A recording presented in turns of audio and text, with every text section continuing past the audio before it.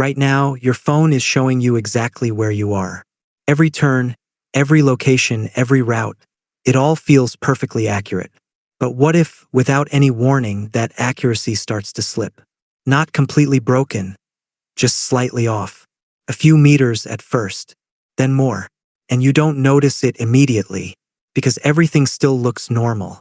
But behind the scenes, something is changing. Signals are being disrupted, locations are being altered, and in some parts of the world, this is already happening. Quietly, without any clear explanation. What makes this more concerning is that GPS isn't just something we use for directions. It's part of systems we depend on every day: aviation, shipping, emergency services, financial networks, even power grids. And the unsettling part is, when GPS starts to fail, it doesn't collapse all at once. It begins with small inconsistencies. Signals shift, timing gets affected, and systems that rely on precision start making silent errors. And in recent times, there have been increasing reports of exactly this happening in different parts of the world. GPS feels invisible, but it's constantly guiding more than just your phone. Every flight path, every shipping route, every synchronized system depends on precise location and timing signals coming from satellites orbiting above the Earth. These signals are incredibly weak by the time they reach the ground, which makes them surprisingly easy to interfere with. And that's exactly where the problem begins. In some regions, there have already been reports of GPS signals behaving strangely. Locations shifting unexpectedly, navigation systems showing incorrect positions, and in certain cases, entire areas experiencing what looks like signal manipulation. This isn't always a complete failure, it's subtle.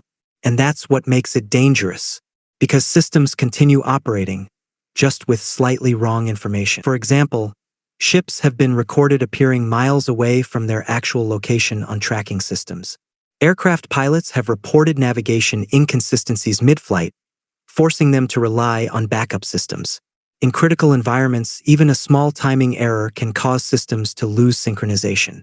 And when systems lose sync, they don't immediately stop, they start making mistakes.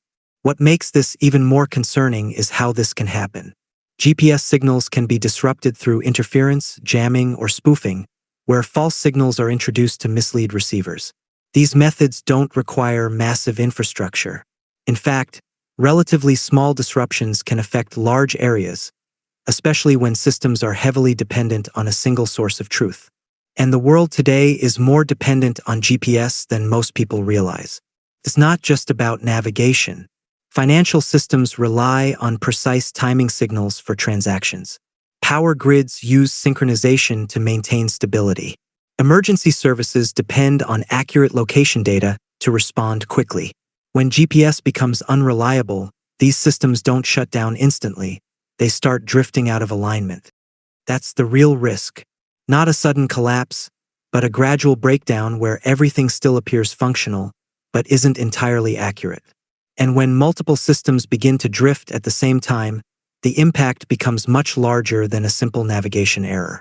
This isn't a distant possibility. It's something that has already been observed in different parts of the world, often without clear explanations. And as reliance on these systems continues to grow, even small disruptions can have wider consequences than expected. The problem with GPS isn't that it can fail. It's how quietly it can start failing without anyone noticing. And when systems depend on something that precise, even small errors don't stay small for long. They spread, they affect other systems, and before anyone fully understands what's happening, the damage is already done. GPS doesn't need to completely shut down to cause problems. It just needs to be slightly wrong.